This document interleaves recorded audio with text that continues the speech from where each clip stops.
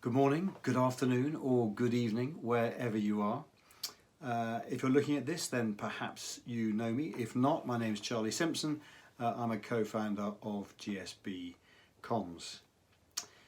For very obvious reasons and very sadly, over the coming months and on into the future, it looks as though we're going to be doing more and more remote communication.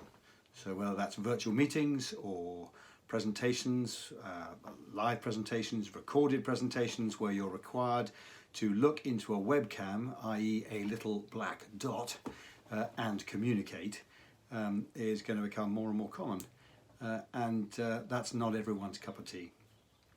It can be quite intimidating. So we thought we'd make a very short little 3-minute reminder video of some of the do's and don'ts when talking into a webcam. And I love an acronym, so my acronym is BLADES, B-L-A-D-E-S. None of this is rocket science, it's all common sense, but it's amazing how uncommon some common sense is. So B, background. Check the background visually. Is there distracting stuff going on? Is there a corridor behind you with people walking up and down? Or a plant growing out the top of your head. Check the background visually and also orally. Quite often there's a noise in the background that you miss that will be very distracting to your audience later. That's B. L is lighting. Clearly you want the lighting to be not too strong, not too weak. You want it in front of you so that you don't turn into a silhouette. And you don't want it too strong because otherwise you'll get hot spots everywhere. So get the lighting right.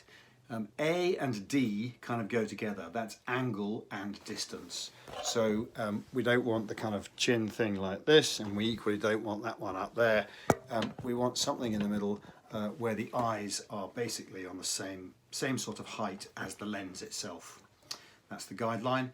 And in terms of distance, you don't want to be too close in because you'll invade their space and the hands look a bit weird. And you don't want to be a kind of dot either, a little pinhead in the distance. So somewhere in the middle, the head sort of about half the size of the screen, something like that. And I usually also record in landscape because that's useful if you're posting things on LinkedIn, for example. So that leaves us with energy. E for energy. Basically, do you look and sound as though you care about what you're talking about? Because if you don't appear to care and sound like you care, then why should your audience? With a camera, you don't need to bellow it because you think there are going to be lots of people down the end of the lens. Just try to be personal and conversational. Think Terry Wogan, if you're not too young to remember him, in terms of how he came across on the radio. A friendly, conversational, personal voice. And finally, slides. S is for slides.